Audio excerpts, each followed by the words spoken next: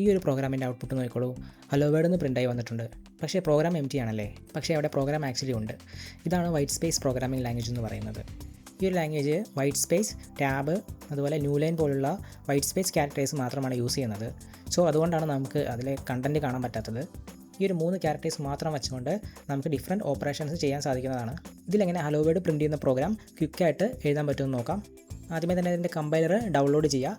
അത് കഴിഞ്ഞ് .ws എന്നുള്ള എക്സ്റ്റൻഷനുള്ള ഒരു ഫയൽ ക്രിയേറ്റ് ചെയ്യുക. എന്നിട്ടിത് ഇതൊരു നോട്ട് പാഡിൽ തുറക്കുക. ഇതിൻ്റെ ആദ്യത്തെ ലൈനിലായിട്ട് ഞാൻ 11 ടാബ് അടിക്കുകയാണ്. ഓൾസോ രണ്ടാമത്തെ ലൈനിൽ ഒരു സ്പേസും കൂടെ അടിക്കുകയാണ്.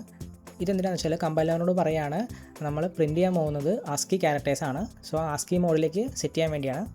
ഇനി മൂന്നാമത്തെ ലൈനിലൊരു ടാബും കൂടെ അടിക്കുക. ഇതെന്തിനാണെന്ന് വെച്ചാൽ മെമ്മറിയിലേക്ക് നമ്മൾ ഹലോ വേർഡ് എന്നുള്ളതിൻ്റെ എച്ച് എന്ന് പറയുന്നതിന് നമുക്ക് സെറ്റ് ചെയ്യണം.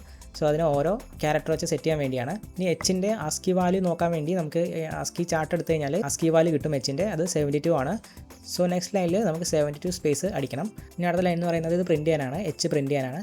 സോ 9 ടാബ് അടിക്കുക. സോ ഈ സെയിം സ്റ്റെപ്സ് ഹലോ വേർഡിൻ്റെ മറ്റുള്ള എച്ച് കഴിഞ്ഞിട്ടുള്ള എല്ലാ ക്യാരക്ടേഴ്സിനും ചെയ്യണം. നമ്മളിത് കമ്പൈൽ ചെയ്ത് നോക്കുകയാണ്. സോ കമ്പൈൽ ചെയ്ത് നോക്കുമ്പോൾ നമുക്ക് എച്ച് എന്ന് പറഞ്ഞ് പ്രിൻ്റായി വരുന്നുണ്ട്. സോ ബാക്കിയുള്ള ക്യാരക്ടേഴ്സ് ഇതുപോലെ ചെയ്തിട്ട് ഹലോ വേർഡിൽ നിന്ന് നമുക്ക് പ്രിൻറ്റ് ചെയ്ത് കിട്ടും. വീഡിയോ ഇഷ്ടമെങ്കിൽ ലൈക്ക് ചെയ്യുക, സബ്സ്ക്രൈബ് ചെയ്യുക.